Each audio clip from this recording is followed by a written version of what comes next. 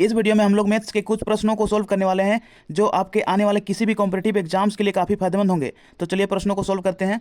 यदि 1/125 के घात में है -y बराबर 1/5 के घात में है -4y+1 है तो y का मान ज्ञात कीजिए। तो 1/125 को हम 5 का घात 3 लिख सकते हैं,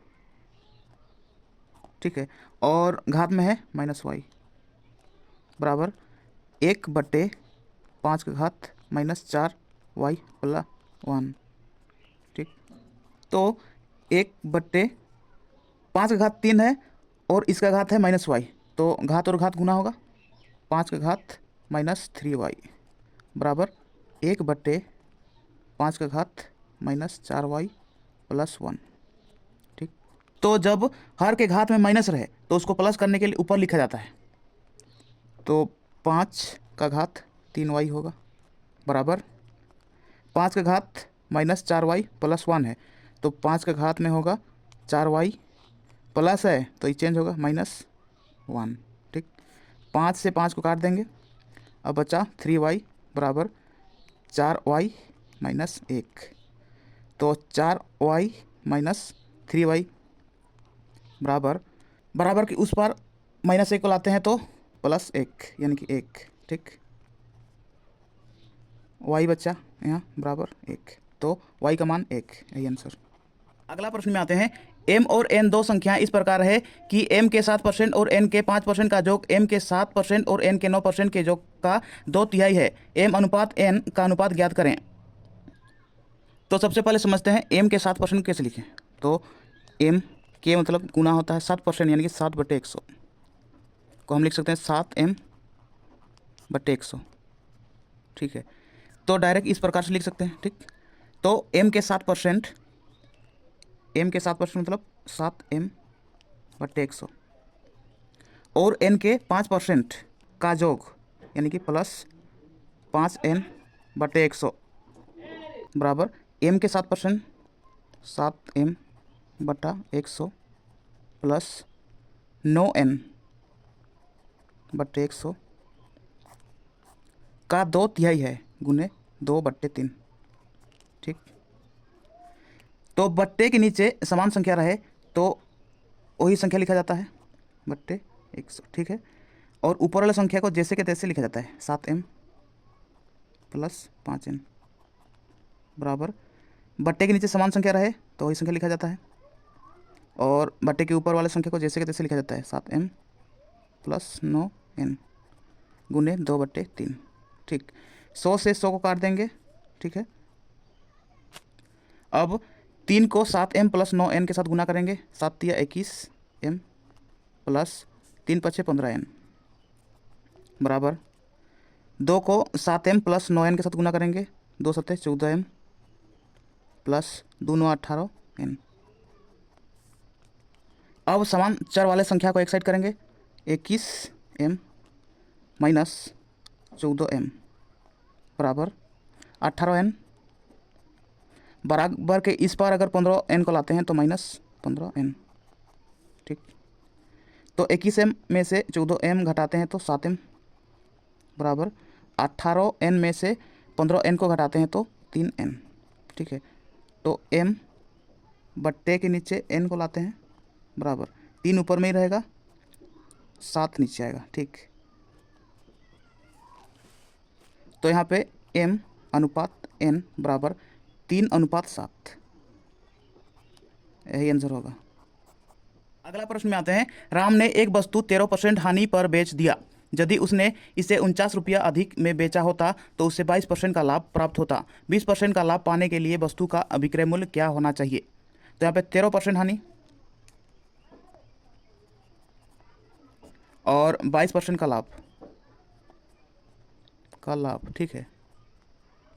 तो इनके बीच का जो योग है, ठीक है, 13 और 22 को जोड़ते हैं तो 3 2 5 और 2 1 3, 35% का मान है 49 रुपया, ठीक। 7 5 6 35 7 7 49 यानी कि 5% का मान है 7। तो यहाँ पे 120% का लाभ पाने के लिए वस्तु का विक्रय मूल्य क्या होना चाहिए।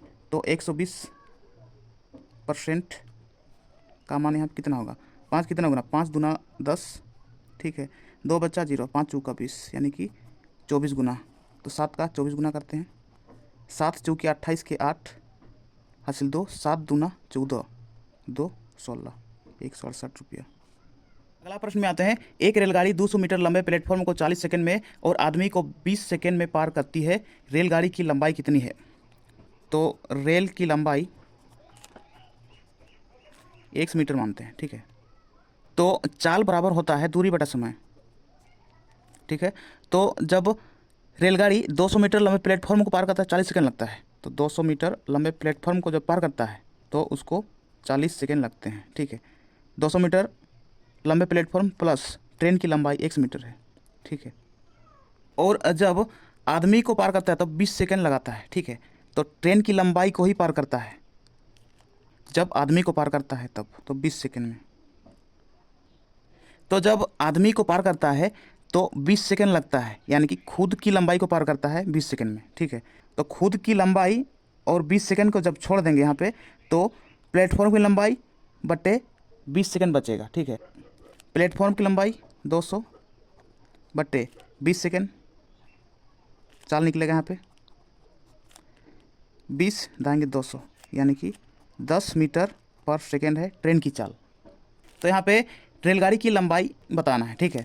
तो रेल की लंबाई यानी कि दूरी बराबर चाल गुना समय होता है, तो चाल यहाँ पे 10 गुना समय कितना है यहाँ पे 20 सेकंड, 20 दाएंगे 200 मीटर, यही आंसर होगा। अगला प्रश्न में आते हैं, हरीश अपने मासिक वेतन 45,000 रुपया में से 1/3 शिक्षा पर और 2/6 भोजन व अन्य आवश्यकताओं पर खर्च करता है, शेष वेतन की वह बचत करता है, बचत की राशि कितनी है? तो यहाँ पे खर्च करता है 1/3 शिक्षा पर और 2/6 भोजन वो अन्य आवश्यकताओं पर खर्च करता है, तो जोड़ेंगे 2/6, ठीक है।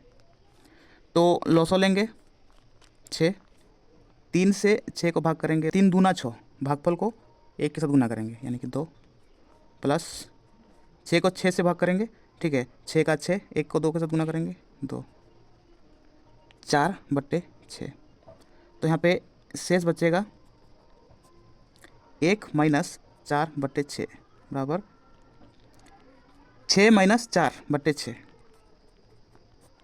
बराबर 2/6, ठीक है। इसको काट देंगे, 2 1 2, 2 3 6, 1/3 शेष बचा, ठीक है। तो अब बचत निकालना है, तो बचत बराबर 45,000 है मासिक वेतन गुने 45,000 का 1/3 बचत करेगा, ठीक है, 1/3, तो 3 15 45 1 2 3 0, यानी कि बचत 15,000 रुपया करेगा, ठीक है, यही आंसर होगा। अगला प्रश्न में आते हैं, एक शिविर में रहने वाले 500 लोगों के पास 20 दिनों के लिए पर्याप्त भोजन है, यदि 11 दिनों के बाद 50 आदमी शिविर छोड़ देते हैं तो शेष भोजन और कितने दिनों तक चल सकता है? तो यहाँ पर 500 लोगों के लिए 20 दिनों के लिए पर्याप्त भोजन, यानी कि गुने 20 बराबर 5 दूने 10, 1 2 3 0, 10,000 केजी चावल है, चलो मान के चलते हैं, ठीक। तो यदि 11 दिनों के बाद 50 आदमी शिविर छोड़ देते हैं, यानी कि 11 दिन तक 500 आदमी भोजन किए हैं, ठीक है, 500 गुने 11, यानी कि 11 5 55, 1 2 0 2 0, तो इतना केजी खा चुके हैं 500 आदमी। तो यहाँ पे शेष कितना बचेगा, ठीक है, तो 0 0, 10 में 5 घटाएंगे 5 और 9 में 5 घटाएंगे 4, 4,500 केजी बचेगा, ठीक।